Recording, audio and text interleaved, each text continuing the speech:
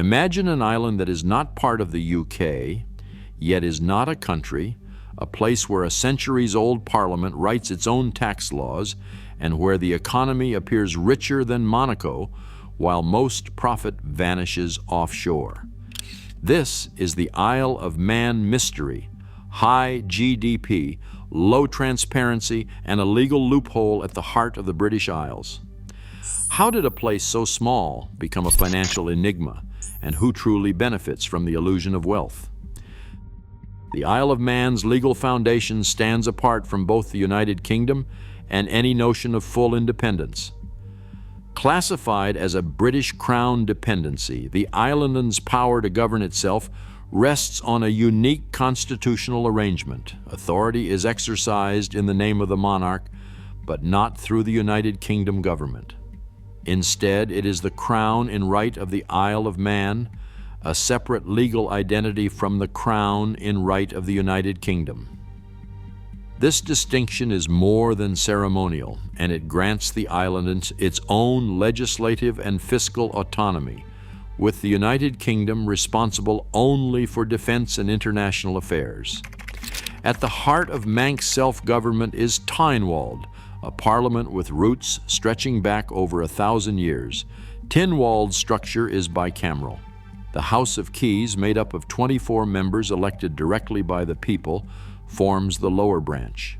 The Legislative Council, with 11 members, some appointed and some elected by the House of Keys, acts as the upper branch. Both chambers meet together as Tynwald Court to pass laws, review policy, and oversee the executive. Laws made by Tynwald require royal assent, a power held by the Lieutenant Governor on behalf of the monarch. While this assent is almost always granted, it serves as a constitutional safeguard. The Lieutenant Governor, appointed by the monarch for a 5-year term, acts as the formal link between the island and the Crown, but does not intervene in day-to-day governance. The Chief Minister, chosen by the House of Keys, leads the government, appointing a council of ministers drawn from Tynwald's ranks. Manx judges operate independently, reinforcing the separation of powers. The United Kingdom Parliament, while it technically holds the power to legislate for the island, rarely does so on domestic matters without Tynwald's consent. The last notable exception came in 1967, when Westminster imposed a ban on pirate radio after Tynwald declined to act. This constitutional framework gives the Isle of Man the authority to set its own laws on taxation, finance, and internal affairs. It is this legal latitude, rooted in centuries of parliamentary tradition, that has allowed the island to craft policies unlike those found anywhere else in the British Isles. A striking feature of the Isle of Man's autonomy is its fiscal model, built on a foundation of minimal taxation. The island imposes a 0% corporate tax rate for most businesses, with only a handful of exceptions. Banks and local retailers face a 10% rate on profits above £500,000, and property income is taxed at 20%. There is no capital gains tax, no inheritance tax, and no stamp duty.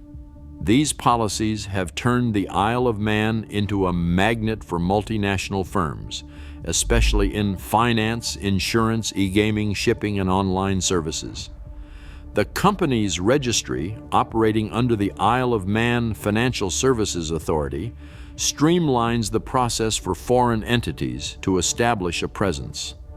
Historically, requirements for local substance were minimal, though international standards have prompted some tightening in recent years. The island's financial sector stands out as a systemic actor, drawing in global capital and booking profits locally. Captive insurance companies, for example, register premiums on the island, but the bulk of those profits are sent offshore to parent companies through dividends and management fees. E-gaming operators license their platforms in Douglas, process bets worldwide, and then repatriate revenue as fees or royalties. Banking activity often centers on intra-group loans, with interest payments flowing out just as quickly as they arrive. These transactions inflate the island's gross domestic product, and on paper, per capita figures rival the world's richest nations. But the reality for most residents is different. Because so much of the economic activity is foreign-owned, actual household income lags far behind the headline numbers. The gap between gross domestic product and gross national income is a persistent feature of the Manx economy, though official statistics rarely publish the full scale of outward profit flows. The Manx pound, tied 1-to-1 with the British pound, serves as a symbol of this semi-independence, but it does little to alter the underlying mechanics. While the island's economy appears robust, the real beneficiaries are often shareholders and corporate parents far from Manx shores. This economic paradox, headline wealth masking outward flows, raises questions about who truly gains from the island's financial success. On a map, the Isle of Man is a dot in the Irish Sea, home to just 85,000 people.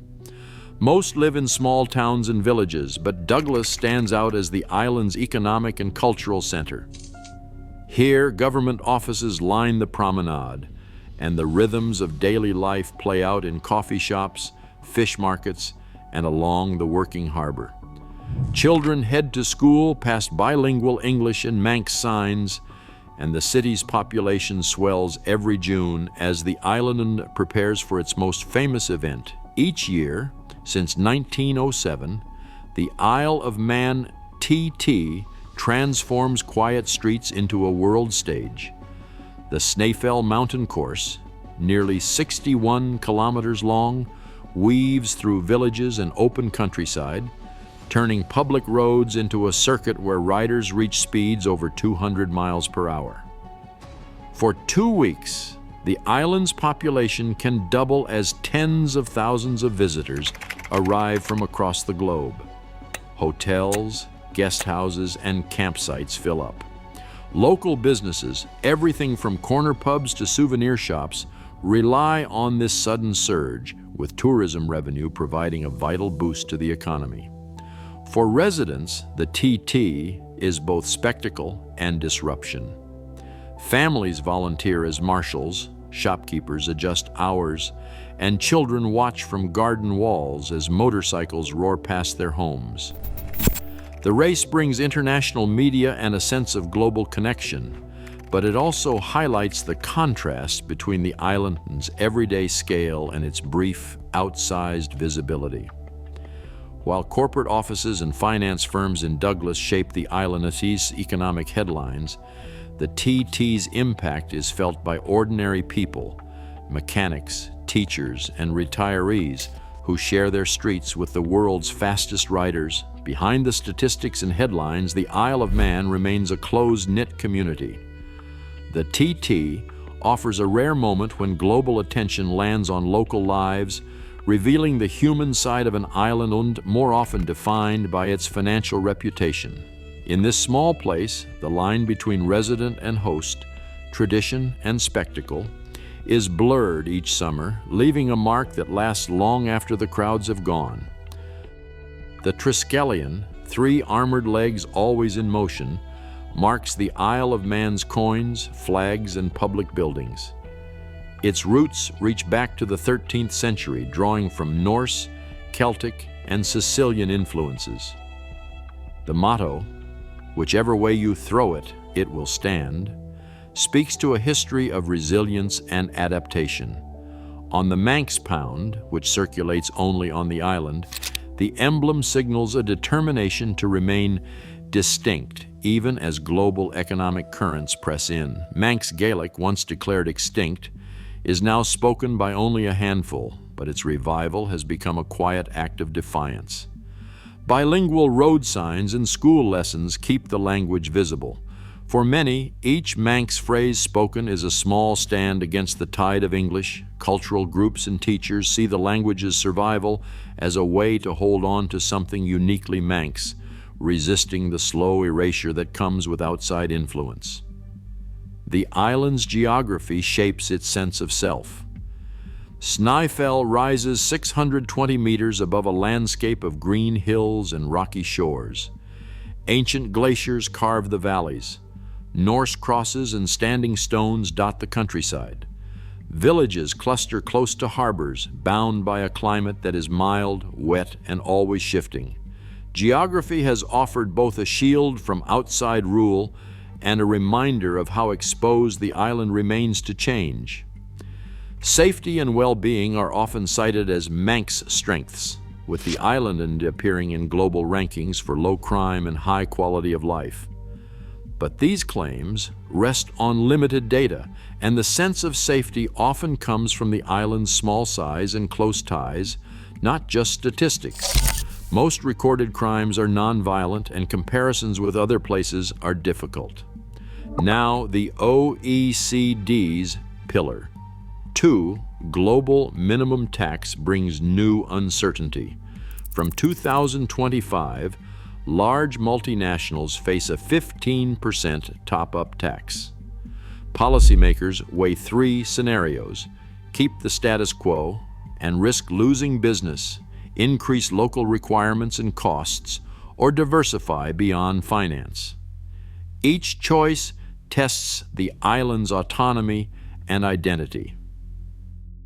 Today, the Isle of Man's unique autonomy faces new scrutiny as global tax rules tighten and calls for transparency grow louder.